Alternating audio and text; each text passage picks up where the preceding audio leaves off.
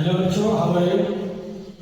आज हम पढ़ेंगे सॉल्यूशन चैप्टर 12 क्लास का फर्स्ट चैप्टर है। ये फिजिकल केमिस्ट्री का बहुत इंपॉर्टेंट चैप्टर है। फिजिकल केमिस्ट्री का बहुत ही इंपॉर्टेंट चैप्टर है और इसमें से बहुत सारे क्वेश्चंस आते हैं नीट में और जेईई में। तो हम इसको एक सिंपल वे से समझने की कोशिश करते हैं कि एक्चुअल में सॉल्यूशन होता क्या है। हम सभी पढ़े होंगे, आप सभी पढ़े हैं कि एक्चुअल में सॉल्यूशन क्या होता है। मैथ में पढ़े होंगे आप लोग, मैथ क्लास में इस चैप्टर के बारे में बहुत अच्छे से बताया गया है। अगर मैं बात करूं सॉल्यूशन का, तो क्या बता सकते हैं कि सॉल्यूशन क्या है? एग्जांपल दे सकते हैं? ठीक है, देखिए सॉल्यूशन जो है हमारा, अगर हम इसको समझते हैं जैसे सॉल्यूट हो गया, सॉल्वेंट हो गया, दोनों का जो मिक्सचर होता है, मिक्सचर जैसे मान लो हमारे पास लाइक वाटर क्या है, सॉल्वेंट। उसके बाद हमारे पास क्या है ना, शुगर है, शुगर क्या है, सॉल्यूट है। जब दोनों को हम क्या करते हैं, मिलाते हैं, तो मिलाने के बाद क्या होता है, सॉल्यूशन होता है। तो उसी के बारे में हम आज थोड़ा सा डीप जानने की कोशिश करेंगे कि सॉल्यूशन होता क्या है और इसमें किस तरह के क्वेश्चंस आ सकते हैं, इसमें कितने कंसंट्रेशन टर्म जो होता है सॉल्यूशन के अंदर कितने होते हैं। तो आज इसके बारे में बात करते हैं। तो आइए देखते हैं फिर।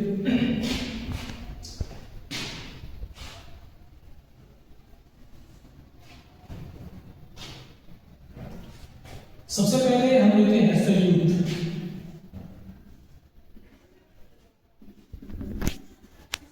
प्लस सॉल्वेंट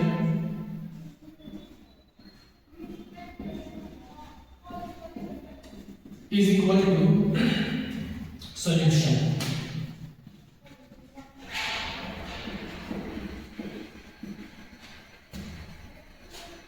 अब देखो यहाँ बच्चा एक चीज और बताने की कोशिश करूंगा कि जो हमारा सॉल्यूट है ना और सॉल्वेंट है, एक्चुअल में इसमें जो न्यूमेरिकल के बारे में हम बात करते हैं इसमें, तो आप देखो यहाँ पे जो सॉल्यूट है, सॉल्यूट क्या होता है, 3 स्टेज में होते हैं।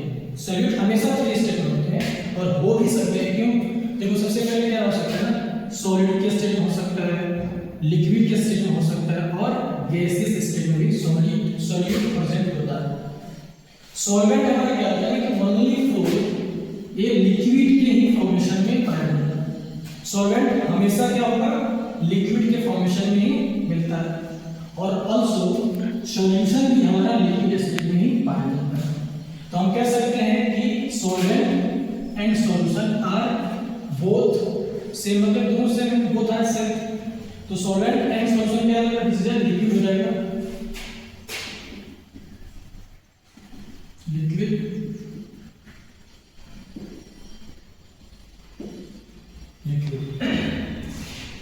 अब इसमें एक और चीज सीखने की बात है कि जो सॉल्यूट का जो मोल होता है, मोल ऑफ सॉल्यूट हमेशा क्या होता है ना, मोल ऑफ सॉल्वेंट से कम होता है। देखो जैसे आप यहां लिख सकते हैं कि नंबर ऑफ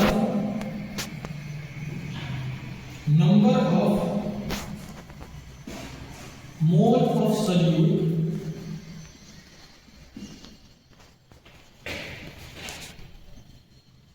कम होता है number of mole of solvent से।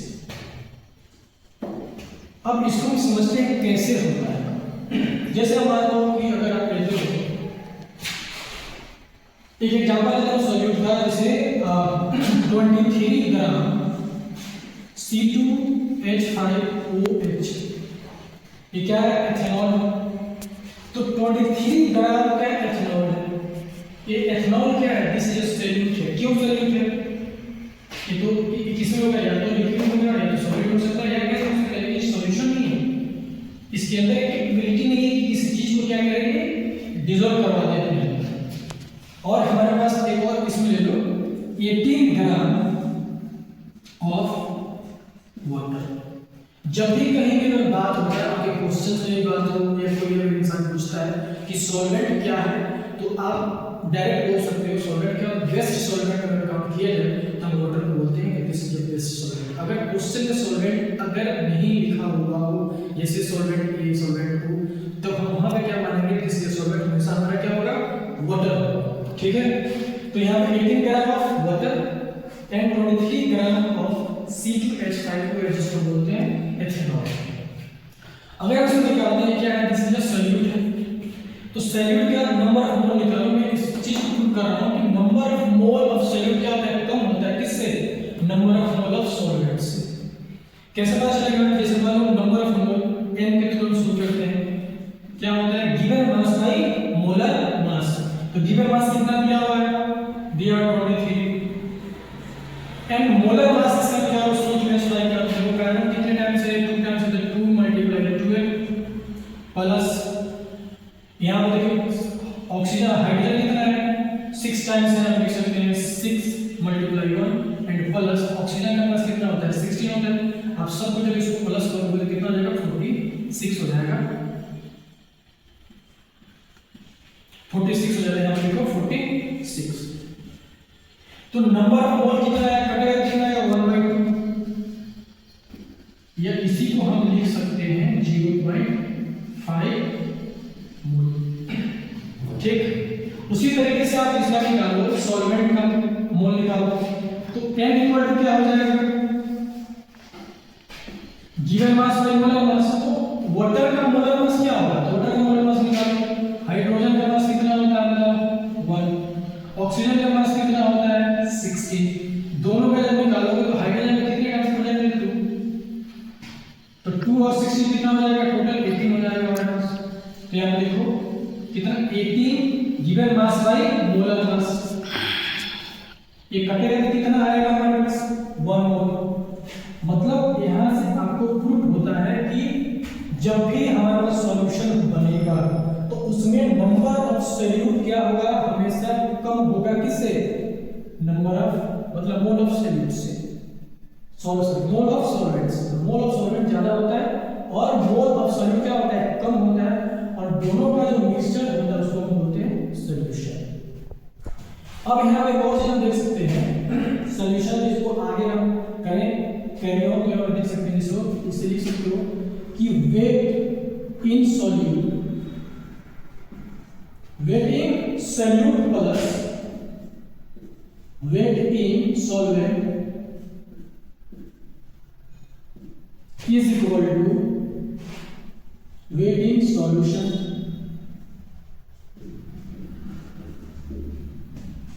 ये आप यहां देख सकते हो। हम लोग पढ़े ना 9th क्लास में कि जो मास ऑफ सॉल्यूट या सॉरी हम इसको बोल सकते हैं जैसे सॉल्यूट प्लस सॉल्वेंट, मतलब रिएक्टेंट का मास जो होता है वो क्या होता है प्रोडक्ट के मास के इक्वल टू होता है एक लॉ ऑफ कंजर्वेशन ऑफ मास। और ये किसने बताया था, डाल्टन्स ने बताया था। तो हम यहां लिख सकते हैं अकॉर्डिंग टू, यहां हम लिख सकते हैं अकॉर्डिंग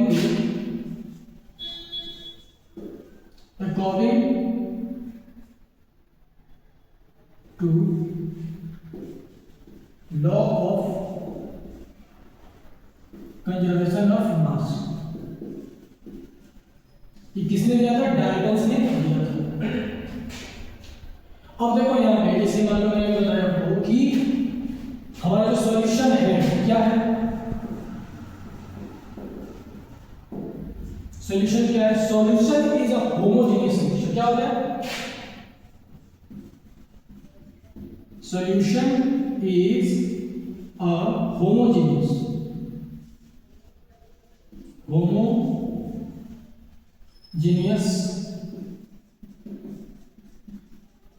mixture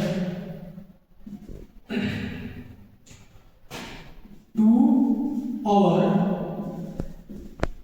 more non-reactive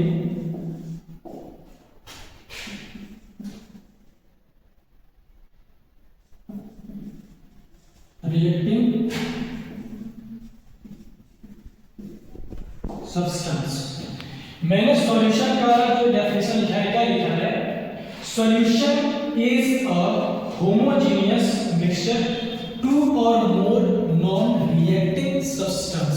यहां देखो बहुत अच्छा एक टर्म लिखा है आपको non reactive. Non reacting substance. इसको थोड़ा सा समझने की हम कोशिश करेंगे एग्जांपल्स।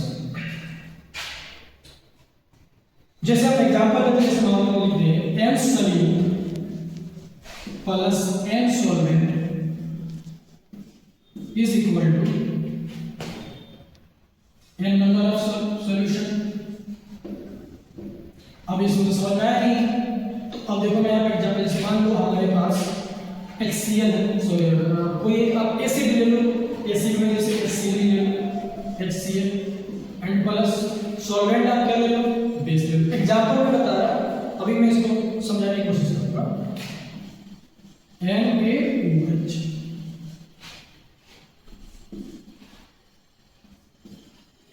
ये बताओ यहाँ पे क्या एक नंबर जो मास या मोल ऑफ सॉल्यूट मैंने जो लिखा है, ये क्या एक सॉल्यूट है या सॉल्यूट हो सकता है और ये सॉल्वेंट हो सकता है? नहीं हो सकता है, ना ये सॉल्यूट है और ना ये सॉल्वेंट है। तो जैसे हम बोलते हैं ना कि दो नंबर, मतलब दो कोई भी चीज ले लो, जैसे मान लो मैं अभी एग्जांपल देता शुरू में आपको कि वाटर ले लो, जैसे सॉल्वेंट हो गया, आप कोई सॉल्वेंट सॉल्यूट ले लो जो पानी में डिसॉल्व हो जाता है। तो जब दोनों चीज घुलता है या मिक्स कंप्लीटली जब मिक्स हो जाता है तो उसको बोलते हैं सॉल्यूशन। क्या है, दो चीज का मिक्स है, जैसे मैंने लिखा टू और मोर नॉन रिएक्टिंग सब्सटेंस।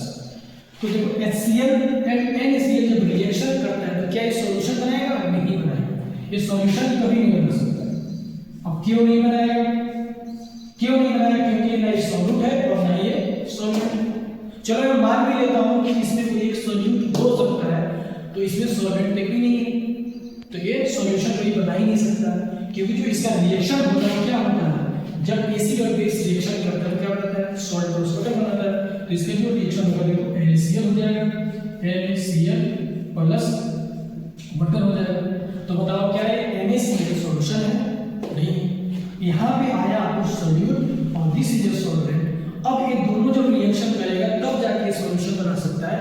तो इसलिए मैंने यहाँ लिखा कि जो भी हमारे पास सॉल्यूशन होता है वो टू और मोर नॉन रिएक्टिव सब्सटेंस से मिलकर होता है। एक आप लोग एकदम क्लियर कर लेना, ये बहुत इंपॉर्टेंट बातें हैं कि जब भी कोई भी सॉल्यूशन होगा वो नॉन रिएक्टिव सब्सटेंस से ही मिलके बनता है। ठीक, आगे इसके बाद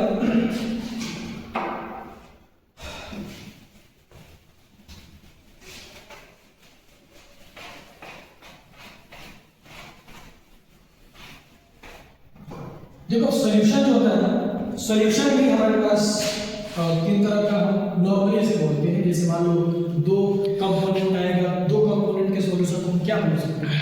थ्री कंपोनेंट अगर हमारे पास आ गया तो तीनों चीज को मिक्सर करना है, तो उस कंपोनेंट को हम क्या बोलेंगे? तो हमारे पास जो सॉल्यूशन है वो तीन तरह का होता है। जैसे जिसके पास टू कंपोनेंट होगा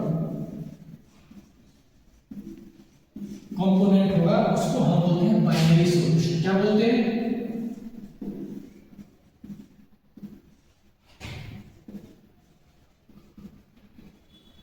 बाइनरी सॉल्यूशन। अगर हमारे पास थ्री कंपोनेंट हो तो उसको क्या बोलते हैं?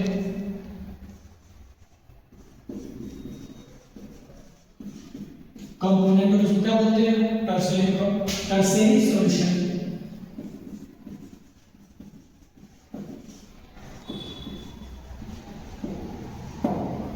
और हमारे पास अगर फोर हो तो उसको क्या बोलते हैं? उसको बोलते हैं हम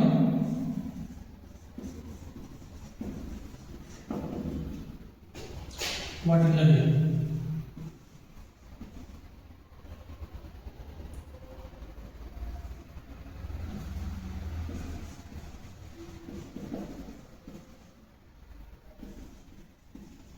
क्वाटरनरी सॉल्यूशन। ये हमारे तरफ तीन तरह के सॉल्यूशन पढ़ना होता है। तो हम अगर अभी इसका एग्जांपल लें बाइनरी सॉल्यूशन का, बाइनरी सॉल्यूशन का एग्जांपल क्या होगा?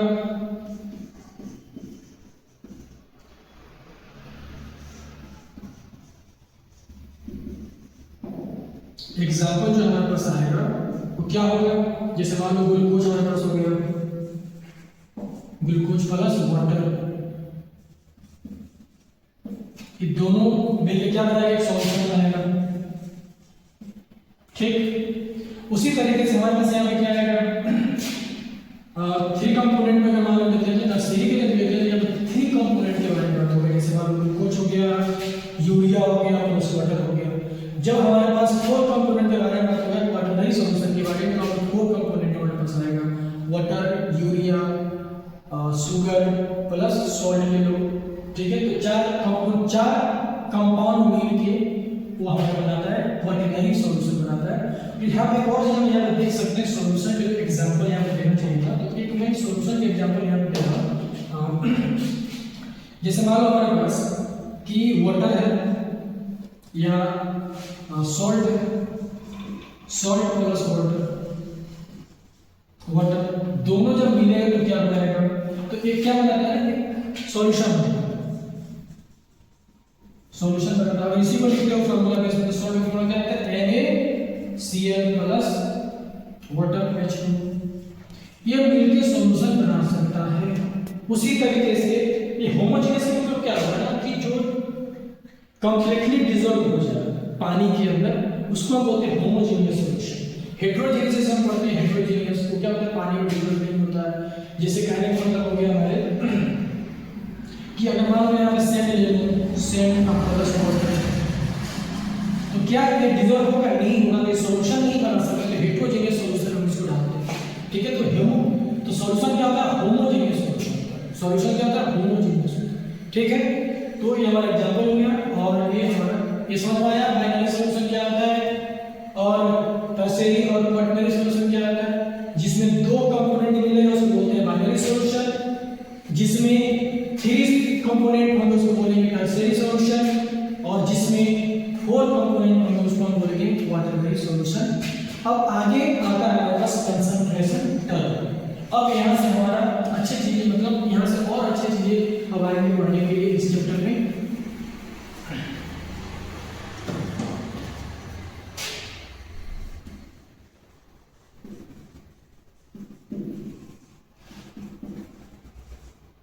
कंसंट्रेशन टर्म, कंसंट्रेशन टर्म में देखो हमारे पास कंसंट्रेशन टर्म होते हैं टोटल।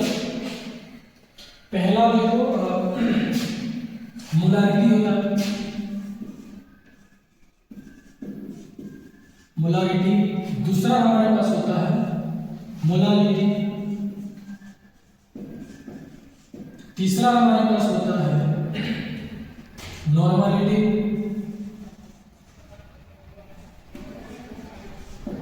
चौथा हमारे पास होता है मोल फ्रैक्शन, और पांचवा हमारे पास होता है स्ट्रेंथ।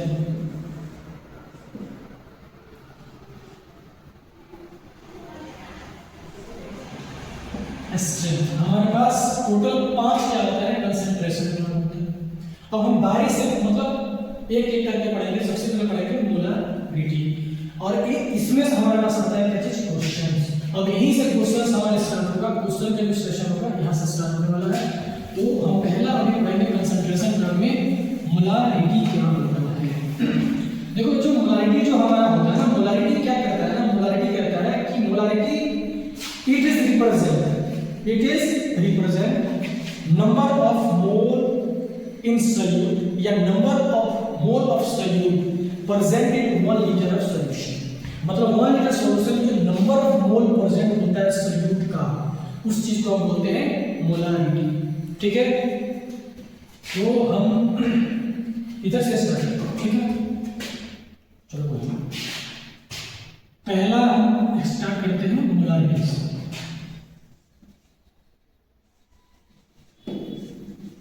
मोलारिटी क्या होता है, मैंने क्या बोला, it is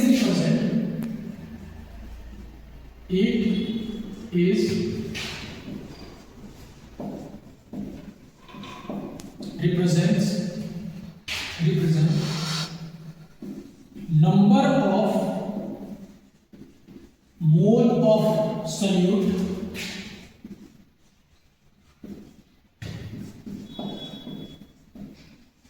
present in 1 liter solution, ठीक। अब यहां देखो क्या आएगा ना कि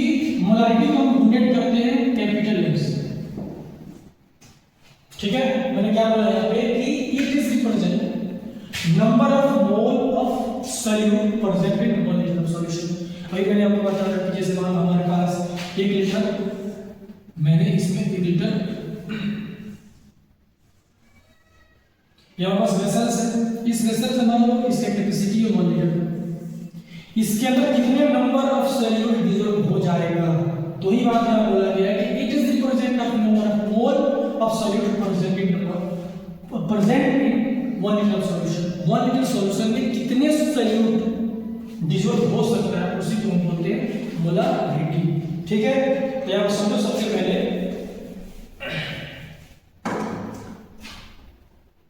कि इसका जो यूनिट होगा ना एसआई यूनिट, एसआई यूनिट इसका क्या होता है, या तो इसको एम भी लिख सकते हो कैपिटल, और मोल पर लीटर होता है। अब मोल पर लीटर कैसे आएगा अभी आपको समझ आ जाएगा। इसका जो फार्मूला होता है मोलारिटी का, m इक्वल टू होता है n सॉल्यूट